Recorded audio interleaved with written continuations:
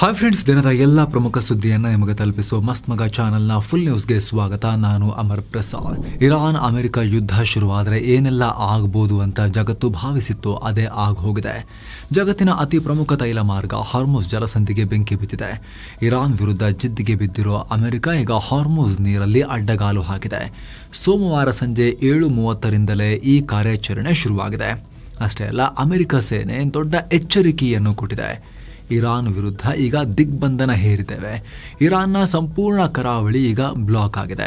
ಸದ್ಯ Oman Gulf ಮತ್ತು ಹಾರ್ಮುಜ್ ಜಲಸಂಧಿಯ ಹೊರಗೆ ಅಂದರೆ ಅರಬ್ಬಿ ಸಮುದ್ರ ತೆರೆದುಕೊಳ್ಳುತ್ತಲ್ಲ, ಅದರ ಪೂರ್ವ ಭಾಗದಲ್ಲಿ ಬ್ಲಾಕೇಡ್ ಹಾಕಿದ್ದೇವೆ. ಈ ಏರಿಯಾಗೆ ಇರಾನ್ನಿಂದ ಯಾವುದೇ ಹಡಗು ಬರೋ ಹಾಗಿಲ್ಲ. ಬೇರೆ ದೇಶದಿಂದ ಬಂದರೂ ಕೂಡ ನಾವು ಗೊತ್ತುಪಡಿಸಿದ ಜಾಗದಲ್ಲಿ ಮಾತ್ರ ಹೋಗಬೇಕು. ಅದು ಯಾವುದೇ ದೇಶದ ಧ್ವಜವನ್ನ ಹೊಂದಿರಲಿ, ಎಲ್ರಿಗೂ ಅಪ್ಲೈ ಆಗುತ್ತೆ. ಒಂದು ವೇಳೆ ನಮ್ಮ ಪರ್ಮಿಷನ್ ಪಡೀಲಿಲ್ಲ ಅಂದರೆ ನಾವು ಆ ಹಡಗುಗಳನ್ನು ಅಡ್ಡಗಡ್ತೀವಿ, ಅದರ ರೂಟ್ ಬದಲಾಯಿಸೋಕೆ ಅಥವಾ ವಾಪಸ್ ಹೋಗುವಂತೆ ಮಾಡ್ತೀವಿ. ಇಲ್ಲ ಅಂದರೆ ಅವುಗಳನ್ನು ಸೀಸ್ ಮಾಡಿ ಎಳ್ಕೊಂಡೋಗಿ ನಿಲ್ಲಿಸ್ತೀವಿ ಅಂತ ಅಮೆರಿಕ ಸೇನೆ ಬೆದರಿಕೆ ಒಡ್ಡಿದೆ. ಇದೇ ವೇಳೆ ಇರಾನ್ಗೆ ಬರೋ ಮಾನವೀಯ ನೆರವುಗಳಿರುವ ಹಡಗುಗಳಿಗೆ ಮಾತ್ರ ಪರ್ಮಿಷನ್ ಕೊಡ್ತೀವಿ, ಅದನ್ನು ನಾವು ಕಂಪ್ಲೀಟ್ ಚೆಕ್ ಮಾಡಿನೇ ಬಿಡೋದು ಅಂತ ಅಮೆರಿಕ ಘೋಷಿಸಿದೆ. ಈ ಮೂಲಕ ಜಗತ್ತಿನ ಕಾಲು ಭಾಗದಷ್ಟು ಇಂಧನ ಸಾಗುವ ಮಾರ್ಗ ಈಗ ಇರಾನ್ ಸಂಘರ್ಷದ ಸೆಂಟರ್ ಪಾಯಿಂಟ್ ಆಗಿ ಬದಲಾಗ್ತಾ ಇದೆ. ಇರಾನ್ ಅಮೆರಿಕ ಇಸ್ರೇಲ್ ಯುದ್ಧ ಹಾರ್ಮುಜ್ ಯುದ್ಧವಾಗಿ ಬದಲಾಗ್ತಾ ಇದೆ. ಅಷ್ಟೇ ಅಲ್ಲ ಸ್ನೇಹಿತರೆ, ಡೊನಾಲ್ಡ್ ಟ್ರಂಪ್ ಇದಕ್ಕೆ ಸಂಬಂಧಪಟ್ಟಂತೆ ಒಂದು ಸ್ಟೇಟ್ಮೆಂಟ್ ಕೊಟ್ಟಿದ್ದಾರೆ. ಟ್ರಂಪ್ ಹೇಳ್ತಾ ಇದ್ದಾರೆ, ನಾವು ಇರಾನ್ನ ನೇವಿಯನ್ನ 150-160 ಅವರ ಹಡಗುಗಳನ್ನು ಹೊಡೆದು ಹಾಕೋ ಮೂಲಕ ನೇವಿಯನ್ನು ಸಂಪೂರ್ಣ ನಾಶ ಮಾಡಿದ್ದೀವಿ. ಏನಿಲ್ಲ ಅವ್ರ ನೇವಿ, ಜಲಸಂಧಿಲ್ಲ, ಅವ್ರು ಏನೂ ಆಟ ಆಡೋಕ್ಕಾಗಲ್ಲ. ಆದರೆ ನಾವು ಹೊಡೆದಿರೋದು ಒಂದು ಮಾತ್ರ ಬಾಕಿ ಇದೆ, ಒಂದು ಕ್ಯಾಟಗರಿ. ಅವ್ರದ್ದು so called fast attack ships, ಸಣ್ಣದು. ಅವುಗಳನ್ನು ನಾವು ಹೊಡೆದಿರಲಿಲ್ಲ, ಯಾಕಂದರೆ ಅವು ಭಾಳ ದೊಡ್ಡ ಥ್ರೆಟ್ ಅಂತ ಅನಿಸಿರಲಿಲ್ಲ. ಈಗೇನಾದರೂ ಅದನ್ನು ತಗೊಂಡು ನಮ್ಮ ಹತ್ರ ಆಟ ಆಡೋಕ್ಕೆ ಬಂದರೆ ಎಲ್ಲವನ್ನ ಪುಡಿ ಮಾಡ್ತೀವಿ. ಯಾವ ಅಸ್ತ್ರ ಬಳಸಿ ಪುಡಿ ಮಾಡ್ತೀವಿ ಗೊತ್ತಾ? ಕೆರೆಬಿಯನ್ ಸಮುದ್ರದಲ್ಲಿ ವೆನೆಜುವೆಲಾ ಮತ್ತು ಬೇರೆ ಬೇರೆ ಕಡೆಯಿಂದ ಬರ್ತಾ ಇದ್ದ ನಶಾ ಹಡಗುಗಳಿದ್ವಲ್ಲ, ಬೋಟ್ಗಳಿದ್ವಲ್ಲ, ಅವುಗಳನ್ನ ಹೆಂಗೆ ಹೊಡೆದು ಹಾಕೋದು ಹಾಗೆ ಹೊಡೆದು ಹಾಕ್ತೀವಿ ನಾವು. ಹುಷಾರ್, 98-99% ಆ ರೀತಿ ಬೋಟಲ್ಲಿ ನಶಾವಸ್ತು ತರೋದನ್ನ ಬಂದ್ ಮಾಡಿಸಿದ್ದೀವಿ, ಎಲ್ಲವನ್ನ ಮುಳುಗಿಸಿ ಹಾಕಿದ್ದೀವಿ. ಹಂಗೆ ಇರಾನ್ನ ಹಡಗುಗಳಿಗೂ ಗತಿ ಕಾಣಿಸ್ತೀವಿ ಅನ್ನೋ ವಾರ್ನಿಂಗ್ ಅನ್ನ ಟ್ರಂಪ್ ಕೊಟ್ಟಿದ್ದಾರೆ. ಇನ್ನು ಅಮೆರಿಕಾಗೆ ಇರಾನ್ ತಿರುಗೇಟು ಕೊಟ್ಟಿದೆ. ಅಮೆರಿಕದ ಈ ಬ್ಲಾಕೇಡ್ ಅಕ್ರಮ, ಇದೊಂದು ಕಡಲುಗಳ್ಳತನ, ಮ್ಯಾರಿಟೈಮ್ ಪೈರಸಿ ಅಂತ ಆಕ್ರೋಶ ಹಾಕಿದೆ. ಅಲ್ಲದೆ ಈಗ ಹಾರ್ಮುಜ್ ಅನ್ನು ನಾವು ಪೂರ್ತಿಯಾಗಿ ಮತ್ತು ಪರ್ಮನೆಂಟ್ ಆಗಿ ಕಂಟ್ರೋಲ್ಗೆ ತಗೊಳ್ತೀವಿ, ಏನ್ ಮಾಡ್ತಿರೋ ಮಾಡ್ಕೊಳ್ಳಿ ಅಂತ ಇರಾನ್ನ IRGC ಘೋಷಿಸಿದೆ. ಇನ್ನು ಮುಂದೆ ಶತ್ರುಗಳಿಗೆ ಸೇರಿದ ಯಾವುದೇ ಹಡಗುಗಳಿಗೂ ನಾವು ದಾರಿ ಬಿಡಲ್ಲ, ಬೇರೆ ಹಡಗುಗಳು ನಮ್ಮ ಪರ್ಮಿಷನ್ ತಗೊಂಡು ಓಡಾಡಬಹುದು ಅಂತ ಇರಾನ್ ಸ್ಪಷ್ಟಪಡಿಸಿದೆ. ಹಾಗೆ ನಮ್ಮ ಪೋರ್ಟ್ಗಳ ಮೇಲೆ ಅಮೆರಿಕ ದಾಳಿ ಮಾಡಿದ್ರೆ ಗಲ್ಫ್ ಭಾಗದಲ್ಲಿರೋ ಬೇರೆ ಯಾವುದೇ ರಾಷ್ಟ್ರದ ಯಾವುದೇ ಪೋರ್ಟ್ ಕೂಡ ಸೇಫ್ ಆಗಿರೋಕ್ಕೆ ನಾವು ಬಿಡಲ್ಲ ಅಂತಲೂ ಇರಾನ್ ವಾರ್ನಿಂಗ್ ಕೊಟ್ಟಿದೆ. ಇನ್ನು ಹಾರ್ಮುಜ್ನಲ್ಲಿ ಇರಾನ್ಗೆ ಮಾತ್ರ ದಿಗ್ಬಂಧನ ಹಾಕಿದಾಗ ಅತಿ ದೊಡ್ಡ ಹೊಡೆತ ಬೀಳೋದು ಚೈನಾಗೆ. ಯಾಕಂದ್ರೆ ಇರಾನ್ನ 90% ತೈಲವನ್ನ ಚೀನಾನೇ ಕುಡಿಯೋದು. ಹೀಗಾಗಿ ಚೀನಾ ಅಮೆರಿಕಗೆ ವಾರ್ನಿಂಗ್ ಕೊಟ್ಟಿದೆ, ಯಾವುದೇ ಕಾರಣಕ್ಕೂ ಹಿಂಗೆ ಮಾಡಬಾರದು, ಹಡಗುಗಳು ಸೇಫ್ ಆಗಿ ಸಂಚಾರ ಮಾಡೋಕೆ ಬಿಡಬೇಕು, ಇದು ಪ್ರಪಂಚದ ಹಿತದೃಷ್ಟಿಯಿಂದ ಒಳ್ಳೆಯದು ಅಂತ ಚೈನಾ ಹೇಳಿದೆ. ಅಲ್ಲದೆ ಯಾವುದೇ ಸಮಸ್ಯೆ ಇದ್ರೂ ಕೂಡ ಯುದ್ಧದ ಬದಲು ಮಾತುಕತೆ ಮತ್ತು ಡಿಪ್ಲೊಮಸಿ ಮೂಲಕ ಬಗೆಹರಿಸಿಕೊಳ್ಬೇಕು ಅಂತ ಪಾಠ ಮಾಡಿದೆ. ಹಾಗೆ ಇರಾನ್ಗೆ ಚೈನಾ ಶಸ್ತ್ರಾಸ್ತ್ರ ಸಪ್ಲೈ ಮಾಡ್ತಿದೆ ಅನ್ನೋ ಆರೋಪವನ್ನ ಚೈನಾ ರಿಜೆಕ್ಟ್ ಮಾಡಿದೆ. ನಾವು ಯಾವುದೇ ಶಸ್ತ್ರಾಸ್ತ್ರ ಕೊಡ್ತಿಲ್ಲ, ಇದೆಲ್ಲ ಆಧಾರವಿಲ್ಲದ ಸುಳ್ಳು ಸುದ್ದಿ ಅಂತ ಕ್ಲಾರಿಫಿಕೇಶನ್ ಮತ್ತೊಮ್ಮೆ ಕೊಟ್ಟಿದೆ. ಇನ್ನು ಟ್ರಂಪ್ಗೆ ಫ್ರಾನ್ಸ್, ಬ್ರಿಟನ್ ಸೇರಿ ದೊಡ್ಡ ಶಾಕ್ ಕೊಟ್ಟಿವೆ. ಇರಾನ್ ಮೇಲೆ ನೌಕಾ ದಿಗ್ಬಂಧನ ಹೇರೋ ವಿಚಾರದಲ್ಲಿ ನಮಗೆ ಹಲವು ರಾಷ್ಟ್ರಗಳು ಸಹಾಯ ಮಾಡ್ತೇವೆ ಅಂತ ಹೇಳಿ ಟ್ರಂಪ್ ಹೇಳಿದ್ರು. ಆದ್ರೀಗ ನಾವು ಅಮೆರಿಕ ದಿಗ್ಬಂಧನ ಕೆಲಸಕ್ಕೆಲ್ಲ ಹೆಲ್ಪ್ ಮಾಡಲ್ಲ, ಹಾರ್ಮುಜ್ನಲ್ಲಿ ಉಂಟಾಗಿರೋ ಉದ್ವಿಗ್ನತೆ ಕಮ್ಮಿ ಮಾಡೋಕೆ ಪ್ರಯತ್ನ ಪಡ್ತಾ ಇದ್ದೀವಿ ಅಷ್ಟೇ ಅಂತ British prime minister Keir Starmer again ಜಾಗ ಖಾಲಿ ಮಾಡಿದ್ದಾರೆ, ಟ್ರಂಪ್ ಜೊತೆ ನಾವಿಲ್ಲ ಅಂತ. ಅತ್ತ ಫ್ರಾನ್ಸ್ ಅಧ್ಯಕ್ಷ ಇಮಾನ್ಯುಯಲ್ ಮ್ಯಾಕ್ರಾನ್ ಕೂಡ ನಾವು ಯುದ್ಧ ಮಾಡೋರ ಪರ ಇಲ್ಲ, ಹಾರ್ಮುಜ್ ಜಲಸಂಧಿಯಲ್ಲಿ ವ್ಯಾಪಾರ ವಹಿವಾಟು ಈಸಿ ಮಾಡೋಕೆ ಕೇವಲ ಶಾಂತಿಯುತ ಕಾರ್ಯಾಚರಣೆ ಮಾತ್ರ ಮಾಡ್ತೀವಿ, UK ಜೊತೆ ಸೇರಿ ಈ ಜಂಟಿ ಕಾರ್ಯಾಚರಣೆ ಶುರು ಮಾಡ್ತಾ ಇದ್ದೀವಿ ಅಂತ ಹೇಳಿ ಘೋಷಣೆ ಮಾಡಿದ್ದಾರೆ. ಇನ್ನು ಹಾರ್ಮುಜ್ ಜಲಸಂಧಿಯಲ್ಲಿ ಮೈನ್ ಸ್ವೀಪರ್ ಯುದ್ಧ ನೌಕೆಗಳನ್ನ, ಅಂದ್ರೆ ನೀರಲ್ಲಿಟ್ಟಿರೋ ಸಮುದ್ರ ಸ್ಫೋಟಕಗಳನ್ನ ಕ್ಲೀನ್ ಮಾಡೋ ನೌಕೆಗಳನ್ನ ಕಳಿಸೋಕೆ ಸದ್ಯಕ್ಕೆ ನಾವಿನ್ನೂ ಡಿಸೈಡ್ ಮಾಡಿಲ್ಲ ಅಂತ ಜಪಾನ್ ಹೇಳಿದೆ. ಅಲ್ಲದೆ ಸಂಘರ್ಷ ನಡೆಸ್ತಾ ಇರೋ ಎರಡೂ ಕಡೆಯವರು ಶಾಂತಿ ಕಾಪಾಡಬೇಕು, ಯುದ್ಧದ ತೀವ್ರತೆ ಕಮ್ಮಿ ಮಾಡೋಕೆ ಪ್ರಮುಖ ಆದ್ಯತೆ ನಮ್ದು ಅಂತ ಹೇಳಿ ಜಪಾನ್ ಹೇಳಿದೆ. ಇನ್ನು ಅಮೆರಿಕದ ದಿಗ್ಬಂಧನ ಕ್ರಮಕ್ಕೆ ಇಸ್ರೇಲ್ ಬಹಳ ಒಳ್ಳೆ ಕೆಲಸ ಅಂತ ಹೇಳಿ ಬೆಂಬಲ ಕೊಟ್ಟಿದೆ. ಇಸ್ರೇಲ್ ಇರಾನ್ ಸೀಸ್ ಫೈರ್ ಯಾವಾಗ ಬೇಕಾದ್ರೂ ಎಂಡ್ ಆಗ್ಬೋದು, ಇಸ್ರೇಲ್ ಸೇನೆ ಹೈ ಅಲರ್ಟ್ ನಲ್ಲಿದೆ, ಟ್ರಂಪ್ ತಗೊಂಡಿರೋ ದಿಗ್ಬಂಧನ ಕ್ರಮಕ್ಕೆ ನಾವು ಫುಲ್ ಸಪೋರ್ಟ್ ಮಾಡ್ತೀವಿ ಅಂತ ಇಸ್ರೇಲ್ PM ನೆತನ್ಯಾಹು ಬೆಂಬಲ ಘೋಷಿಸಿದ್ದಾರೆ. ಏನು ಸ್ನೇಹಿತರೆ, 13 ದಿನಗಳ total complete full Char Dham ಯಾತ್ರೆ ಡೀಟೇಲ್ಸ್ ಇಲ್ಲಿದೆ. ಸೀನಿಯರ್ ಸಿಟಿಸನ್ಸ್ ಇದ್ರೆ ಅವರಿಗೆ ಸ್ಪೆಷಲ್ ಕೇರ್ ಕೂಡ ಇರುತ್ತೆ. ಕನ್ನಡ ಟೂರ್ ಮ್ಯಾನೇಜರ್ ಕೂಡ ಇರ್ತಾರೆ. ಆಸಕ್ತರು ಕಾಲ್ ಮಾಡಿ ಬುಕ್ ಮಾಡಿಕೊಂಡು ಹೋಗಿ ಬರ್ಬೋದು. ಈ ನಡುವೆ ಇರಾನ್ ಭಾರತದ ಬಗ್ಗೆ ದೊಡ್ಡ ಹೇಳಿಕೆ ಕೊಟ್ಟಿದೆ. ಭಾರತಕ್ಕೆ ಮುಕ್ತವಾಗಿ ಓಡಾಡೋಕೆ ಅವಕಾಶ ಮಾಡಿಕೊಡ್ತಾ ಇದ್ದೀವಿ ಅಂತ ಭಾರತದಲ್ಲಿರೋ ಇರಾನ್ ರಾಯಭಾರಿ ಮೊಹಮ್ಮದ್ ಫತಾಲಿ ಹೇಳಿದ್ದಾರೆ. ಇರಾನ್ ಮತ್ತು ಭಾರತ ಒಳ್ಳೆ ಫ್ರೆಂಡ್ಸ್. ಕಷ್ಟದ ಟೈಮ್ನಲ್ಲಿ ಭಾರತೀಯರು ಸಪೋರ್ಟ್ ಮಾಡಿದ್ದಾರೆ. ಸೊ ನಾವು ಭಾರತದ ಹಡಗುಗಳಿಗೆ ಅಡ್ಡಿಪಡಿಸಲ್ಲ ಅನ್ನೋ ಹೇಳಿಕೆಯನ್ನ ಕೊಟ್ಟಿದ್ದಾರೆ. ಸದ್ಯ ಆ ಭಾಗದಲ್ಲಿ ಕನಿಷ್ಠ 15 ಭಾರತೀಯ ಹಡಗುಗಳು ಸಿಕ್ಕಾಕೊಂಡಿವೆ. ಇವುಗಳಲ್ಲಿ LNG, LPG ಮತ್ತು ಕ್ರೂಡ್ ಆಯಿಲ್ ಹೊತ್ತ ಟ್ಯಾಂಕರ್ಗಳಿವೆ. ಯುದ್ಧ ಶುರುವಾದಾಗ 25 ಹಡಗುಗಳು ಸಿಕ್ಕಾಕೊಂಡಿದ್ವು. ಈ ಪೈಕಿ 10 ಹಡಗುಗಳು ಈಗ ಆಲ್ರೆಡಿ ಹೊರ್ಮುಜ್ ದಾಟಿ ಬಂದಿವೆ. ಈಗಲೂ ಕೂಡ ಜಗ್ ವಿಕ್ರಮ್ ಅನ್ನೋ ಹಡಗನ್ನ ನೌಕಾಪಡೆ ಎಸ್ಕಾಟ್ ಮೂಲಕ ಕರ್ಕೊಂಡ್ಬರಲಾಗ್ತಿದೆ. ಏಪ್ರಿಲ್ 15ರ ಹೊತ್ತಿಗೆ ಅದು ಮುಂಬೈ ತಲುಪಬಹುದು. ಇದರಲ್ಲಿ 20,400 ಟನ್ ಗ್ಯಾಸ್ ಇದೆ. ಆದರೆ ಉಳಿದ ಹಡಗುಗಳಿಗೆ ಭಯ ಇದೆ.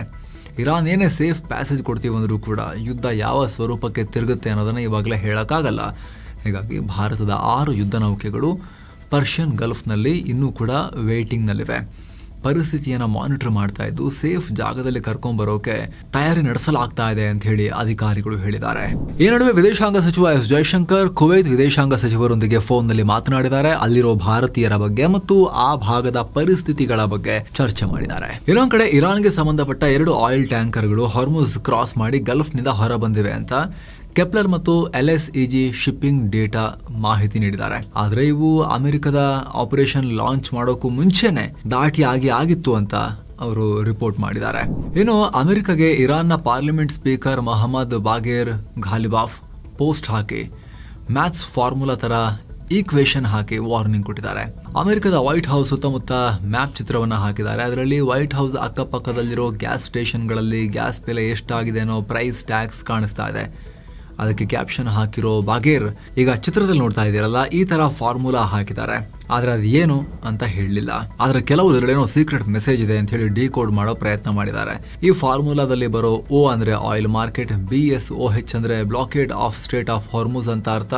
ಹಾರ್ಮುಜ್ ನಲ್ಲಿ ಸ್ವಲ್ಪ ಬ್ಲಾಕೇಡ್ ಆದ್ರೂ ಕೂಡ ಅದರ ಪರಿಣಾಮ ದೊಡ್ಡದಾಗುತ್ತೆ ಅಂತ ಹೇಳಿ ಹೇಳೋಕೆ ಈ ತರ ಹಾಕಿದ್ದಾರೆ ಅಂತ ಹೇಳಿ ಸಾಕಷ್ಟು ಜನ ಬೇರೆ ಬೇರೆ ತರ ವಿಶ್ಲೇಷಣೆ ಮಾಡ್ತಾ ಇದ್ದಾರೆ. ಏನೋ ಪಾಕಿಸ್ತಾನದಲ್ಲಿ ಆದ ಶಾಂತಿ ಮಾತುಕತೆ ಕುರಿತು ಇರಾನ್ ಮತ್ತು ಸೌದಿ ವಿದೇಶಾಂಗ ಸಚಿವರು ಫೋನ್ ನಲ್ಲಿ ಚರ್ಚೆ ಮಾಡಿದ್ದಾರೆ. ಅಲ್ಲದೆ ಯುದ್ಧ ಸ್ಫೋಟಗೊಳ್ಳೋ ಸಾಧ್ಯತೆ ಇರೋದ್ರಿಂದ ಪಾಕ್ ಪ್ರಧಾನಿ ಶಹಬಾಜ್ ಶರೀಫ್ ಶೀಘ್ರದಲ್ಲಿ 48 ಗಂಟೆ ಒಳಗಡೆ ಅಂದ್ರೆ ಇನ್ನೇನು 1-2 ದಿನದ ಒಳಗಡೆನೆ ಸೌದಿಗೆ ಹೋಗ್ತಾರೆ ಅನ್ನೋ ಮಾಹಿತಿ ಲಭ್ಯ ಆಗ್ತಾ ಇದೆ. ಈ ನಡುವೆ ರಷ್ಯಾ ದೊಡ್ಡ ಆಫರ್ ಕೊಟ್ಟಿದೆ. ಭವಿಷ್ಯದಲ್ಲಿ ಶಾಂತಿ ಒಪ್ಪಂದದ ಭಾಗವಾಗಿ ಇರಾನ್ನ ಎನ್ರಿಚ್ಡ್ ಯುರೇನಿಯಂ ಅನ್ನ ನಾವು ತಗೊಂಡಿಟ್ಕೋತೀವಿ, ಅದನ್ನ ಬೇಕಿದ್ರೆ ನಮಗೆ ಒಪ್ಸಿ ನೀವು ಅಂತ ರಷ್ಯಾ ಕೇಳಿದೆ.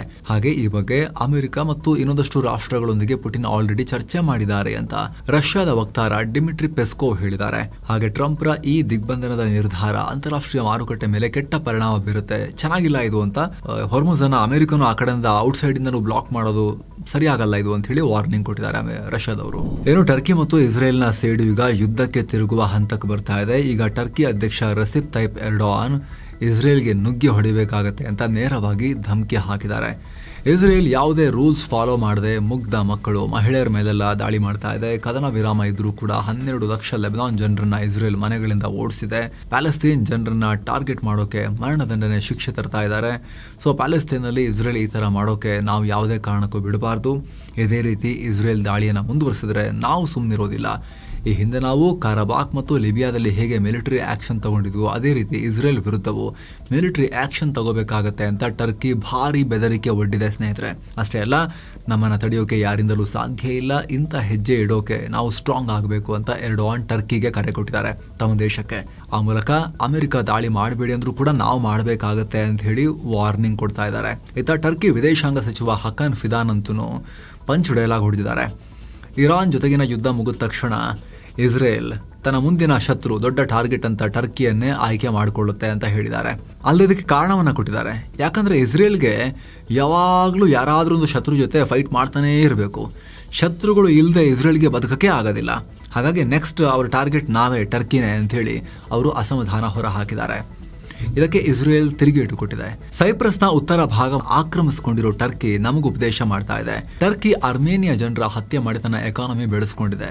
ಅಂತವರು ಮಾನವ ಹಕ್ಕುಗಳ ಬಗ್ಗೆ ಮಾತನಾಡೋ ಧೈರ್ಯ ಮಾಡ್ತಿದ್ದಾರೆ ನೋಡಿ ಅಂತ ಹೇಳಿ ಇಸ್ರೇಲ್ನ ಹೆರಿಟೇಜ್ ಮಿನಿಸ್ಟರ್ ಅಮಿಚಾಯ್ ಎಲಿಯಾಹು ಕಿಡಿಕಾರಿದ್ದಾರೆ. ಹಾಗೆ ಟರ್ಕಿ ಜೊತೆಗಿನ ರಾಜತಾಂತ್ರಿಕ ಸಂಬಂಧವನ್ನ ಸಂಪೂರ್ಣವಾಗಿ ಕಡಿದು ಹಾಕೋಕೆ ಇಸ್ರೇಲ್ ಸರ್ಕಾರದ ಮುಂದೆ ಪ್ರಸ್ತಾವನೆ ಇಡ್ತೀವಿ ನಾವು ಅಂತ ಕೂಡ ಅವರು ಹೇಳಿಕೆ ಕೊಟ್ಟಿದ್ದಾರೆ. ಮುಂಚೆ ಟರ್ಕಿ ಮತ್ತು ಇಸ್ರೇಲ್ ಬಹಳ ಕ್ಲೋಸ್ ಆಗಿದ್ರು. ಇಸ್ರೇಲ್ ಅಧಿಕೃತ ಅಂತ ಹೇಳಿ ಒಪ್ಪಿಕೊಂಡ ಮೊದಲ ಮುಸ್ಲಿಂ ಕಂಟ್ರಿ ಕೂಡ ಟರ್ಕಿ ಆಗಿತ್ತು. ಆದರೆ ಇತ್ತೀಚೆಗೆ ಎರ್ಡೋಆನ್ ಅಧ್ಯಕ್ಷರಾದ ಮೇಲೆ ಟರ್ಕಿ ಇಸ್ರೇಲ್ ಸಂಬಂಧ ಸರಿ ಬರ್ತಾ ಇಲ್ಲ. ಅದರಲ್ಲೂ ಗಾಜಾ ಯುದ್ಧ ಇಬ್ಬರ ನಡುವೆ ಬೆಂಕಿ ಇಟ್ಟಿದೆ. ಹಮಸ್ಗಳಿಗೆ ಟರ್ಕಿ ಆಶ್ರಯ ಕೊಡ್ತಾ ಇದೆ ಅನ್ನೋದು ಇಸ್ರೇಲ್ನ ಸಿಟ್ಟು. ಅಲ್ಲದೆ ಕಳೆದ ಶುಕ್ರವಾರ ಟರ್ಕಿ ಕೋರ್ಟ್ ಇಸ್ರೇಲ್ ಪ್ರಧಾನಿ ಬೆಂಜಮಿನ್ ನೆತನ್ಯಾಹು ಸೇರಿದ ಹಾಗೆ 35 ಇಸ್ರೇಲ್ ನಾಯಕರ ಮೇಲೆ ಕ್ರಿಮಿನಲ್ ಕೇಸ್ ಹಾಕಿತ್ತು. ಗಾಜಾದಲ್ಲಿ ಯುದ್ಧ ಅಪರಾಧ ಮಾಡಿದ್ದಾರೆ ಅಂತ ಹೇಳಿ ಅರೆಸ್ಟ್ ವಾರೆಂಟ್ ಕೂಡ ಇಶ್ಯೂ ಮಾಡಿತ್ತು. ಇದಕ್ಕೆ ಇಸ್ರೇಲ್ ಲೀಡರ್ಸ್ ಎರ್ಡೋಆನ್ ಅವರನ್ನ ಪೇಪರ್ ಟೈಗರ್ ಅಂತ ಹೇಳಿ ಗೇಲಿ ಮಾಡಿದ್ರು. ಇಸ್ರೇಲ್ ಮಿನಿಸ್ಟರ್ ಬೆನ್ ಗ್ವಿರ್ ಅಂತೂ ಒಂದು ಹೆಜ್ಜೆ ಮುಂದಕ್ಕೆ ಹೋಗಿ ಎರ್ಡೋಆನ್, ನನಗೆ ಇಂಗ್ಲಿಷ್ ಅರ್ಥ ಆಗುತ್ತಾ, FUCKU ಅಂತ ಹೇಳಿ ಕೆಟ್ಟದಾಗಿ ಬೈದು ಟ್ವೀಟ್ ಮಾಡಿದ್ರು.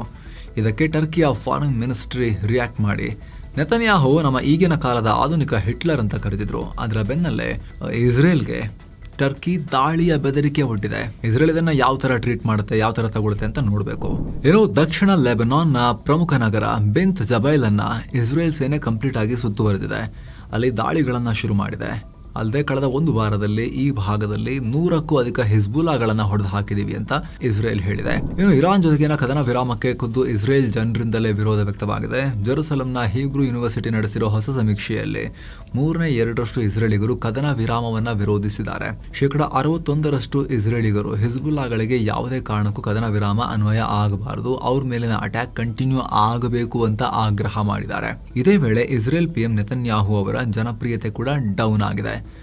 ಯುದ್ಧದ ಆರಂಭದಲ್ಲಿ 40% ಇದ್ದ ಅವರ ಅಪ್ರೂವಲ್ ರೇಟಿಂಗ್ ಈಗ 34%ಗೆ ಇಳಿದಿದೆ. ಇನ್ನು ಟ್ರಂಪ್ ಮತ್ತು ಪೋಪ್ ಲಿಯೋ ನಡುವಿನ ವಾಕ್ ಸಮರ ತಾರಕಕ್ಕೇರಿದೆ. ಪೋಪ್ ದಾಳಿ ನಿಲ್ಲಿಸಿ ಅಂತ ಹೇಳಿದಕ್ಕೆ ಟ್ರಂಪ್, ನೀವು ನಿಮ್ಮ ಧರ್ಮದ ಕೆಲಸ ಮಾತ್ರ ನೋಡ್ಕೊಳ್ಳಿ, ನೀವು ಪೋಪ್ ಆಗಿದ್ದೆ ನನ್ನಿಂದ ಅಂತೆಲ್ಲ ಟೀಕೆ ಮಾಡಿದ್ರು. ಅದಕ್ಕೀಗ ಪೋಪ್ ಪ್ರತಿಕ್ರಿಯೆ ಕೊಟ್ಟಿದ್ದಾರೆ. ನಾನು ಟ್ರಂಪ್ ಆಡಳಿತಕ್ಕೆಲ್ಲ ಹೆದರಲ್ಲ, ಯುದ್ಧಗಳ ವಿರುದ್ಧ ಧ್ವನಿ ಎತ್ತುತ್ತಾನೆ ಇರ್ತೀನಿ ಅಂತ ಟ್ರಂಪ್ಗೆ ತಿರುಗೇಟು ಕೊಟ್ಟಿದ್ದಾರೆ. ಅಲ್ಲದೆ ನನ್ನ ಶಾಂತಿಯ ಸಂದೇಶಗಳನ್ನು ಟ್ರಂಪ್ ಅವರ ರಾಜಕೀಯಕ್ಕೆ ಹೋಲಿಸಬೇಡಿ, ಅದು ನಮ್ಮ ಧರ್ಮದ ಬೋಧನೆ, ನಾನು ಯಾವುದೇ ಕಾರಣಕ್ಕೂ ನನ್ನ ನಿಲುವಿನಿಂದ ಹಿಂದೆ ಸರಿಯಲ್ಲ ಅಂತ ಪೋಪ್ ಹೇಳಿದ್ದಾರೆ. ಇನ್ನು ಉತ್ತರ ಪ್ರದೇಶದ ನೋಯ್ಡಾದಲ್ಲಿ ಕಾರ್ಮಿಕರ ಬೃಹತ್ ಪ್ರತಿಭಟನೆ ಹಿಂಸಾಚಾರಕ್ಕೆ ತಿರುಗಿದೆ. ಸಂಬಳ ಹೆಚ್ಚಳ ಮಾಡಿ ಬೆನಿಫಿಟ್ ಕೊಡಿಸಿ ಅಂತ ಹೇಳಿ ಪೊಲೀಸ್ ವ್ಯಾನ್ ಸೇರಿದ ಹಾಗೆ ಹಲವು ವಾಹನಗಳಿಗೆ ಬೆಂಕಿ ಇಟ್ಟು ಕಲ್ಲು ತೂರಾಟ ಮಾಡಲಾಗಿದೆ. ಸೋಮವಾರ ಬೆಳಗ್ಗೆನೆ ಈ ಗಲಾಟೆ ಶುರುವಾಗಿದ್ದು ನೋಯ್ಡಾದ ಪ್ರಮುಖ ರಸ್ತೆಗಳಲ್ಲಿ ಭಾರಿ ಟ್ರಾಫಿಕ್ ಜಾಮ್ ಉಂಟಾಗಿತ್ತು. ಇದಕ್ಕೆಲ್ಲ ಮುಖ್ಯ ಕಾರಣ ಪಕ್ಕದ ಹರಿಯಾಣ ಸರ್ಕಾರದ ನಿರ್ಧಾರ. ಅಲ್ಲಿ ಕಾರ್ಮಿಕರ ಕನಿಷ್ಠ ವೇತನವನ್ನು 35% ರೈಸ್ ಮಾಡಿದ್ರು. ತಿಂಗಳಿಗೆ 15,000 ರೂಪಾಯಿ ಕನಿಷ್ಠ ಸಿಗುತ್ತೆ ಅನ್ನೋ ಲೆಕ್ಕಾಚಾರದಲ್ಲಿ. ಪಕ್ಕದ ಗುರ್ಗಾವ್ನಲ್ಲಂತೂ 20,000 ರೂಪಾಯಿ. ಆದರೆ ನಮಗೆ ಮಾತ್ರ ಬರೀ 10,000 ರೂಪಾಯಿ ಕೊಟ್ಟು ಅನ್ಯಾಯ ಆಗ್ತಾ ಇದೆ ಅಂತ ಹೇಳಿ ನೋಯ್ಡಾ ಕಾರ್ಮಿಕರು ಆರೋಪ ಮಾಡಿದ್ದಾರೆ. ನಮಗೂ ಅಷ್ಟೇ ಬೇಕು, ಓವರ್ ಟೈಮ್ ಇರಲೇಬೇಕು, ಮಹಿಳೆಯರಿಗೆ ಸೇಫ್ಟಿ ಮತ್ತು ವೀಕ್ಲಿ ಆಫ್ ಕೊಡಬೇಕು ಅಂತ ಡಿಮಾಂಡ್ ಮಾಡಿದ್ದಾರೆ. ಈ ಗಲಭೆ ಬಗ್ಗೆ UP ಮುಖ್ಯಮಂತ್ರಿ ಯೋಗಿ ಆದಿತ್ಯನಾಥ್ ಅವರು ಪ್ರತಿಕ್ರಿಯೆ ಕೊಟ್ಟಿದ್ದಾರೆ.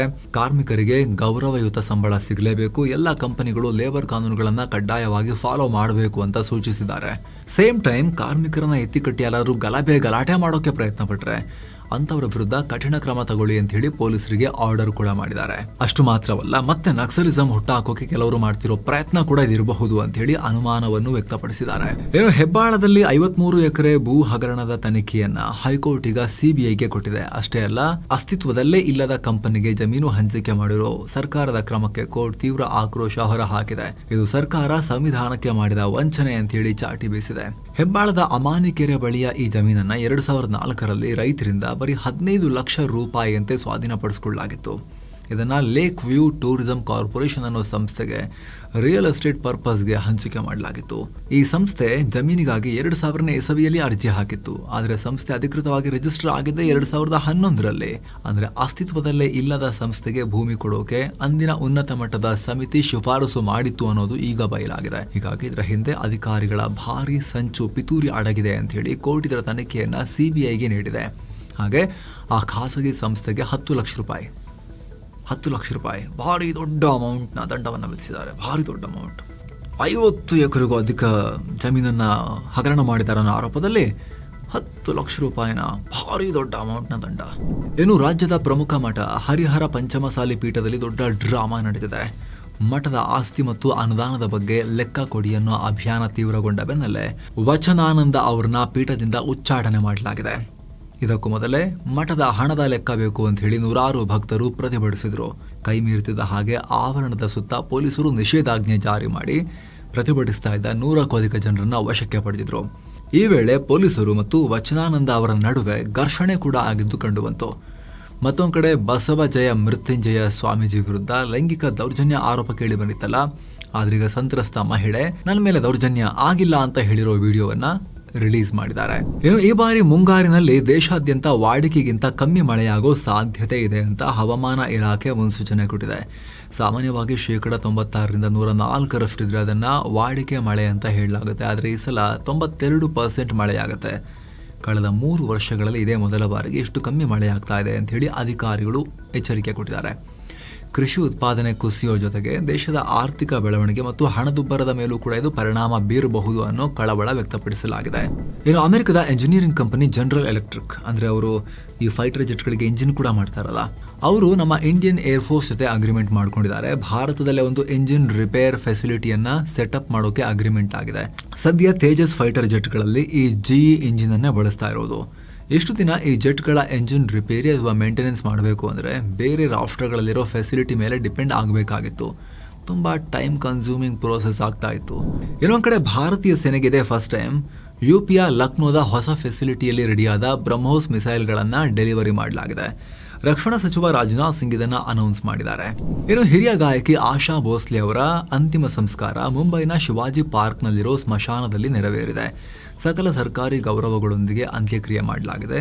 ಅನೇಕ ಗಣ್ಯರು ಹೋಗಿ ದರ್ಶನ ಪಡೆದರು. ಇನ್ನು ವಾರದ ಮೊದಲ ಸೆಷನ್ನಲ್ಲಿ ಭಾರತದ ಷೇರುಪೇಟೆ ಪತನಾಯಿತು. ದಿನದ ವಹಿವಾಟಿನ ಅಂತ್ಯಕ್ಕೆ ಸೆನ್ಸೆಕ್ಸ್ 702 ಪಾಯಿಂಟ್ಸ್ ಅಥವಾ 0.9% ಬಿದ್ದು 76,847ಕ್ಕೆ ತಲುಪಿತು. ನಿಫ್ಟಿ 207 ಪಾಯಿಂಟ್ ಅಥವಾ 0.8% ಬಿದ್ದು 23,842ಕ್ಕೆ ರೀಚ್ ಆಯಿತು. Nifty mid cap index 0.57% down ಆದರೆ ಸ್ಮಾಲ್ ಕ್ಯಾಪ್ ಇಂಡೆಕ್ಸ್ನಲ್ಲಿ 0.46% ಡೌನ್. ಇದಕ್ಕೆಲ್ಲ ಮುಖ್ಯ ಕಾರಣ ಪಾಕಿಸ್ತಾನದಲ್ಲಿ ನಡೆದ ಅಮೆರಿಕ ಇರಾನ್ ಶಾಂತಿ ಮಾತುಕತೆ ಮುರಿದು ಬಿದ್ದಿರೋದು. ಇದರಿಂದ ಯುದ್ಧ ಯಾವಾಗ ಕೊನೆಯಾಗುತ್ತೆ ಅನ್ನೋ ಅನ್ಸರ್ಟೆನಿಟಿ ಹಾಗೆ ಮುಂದುವರೆದಿದೆ.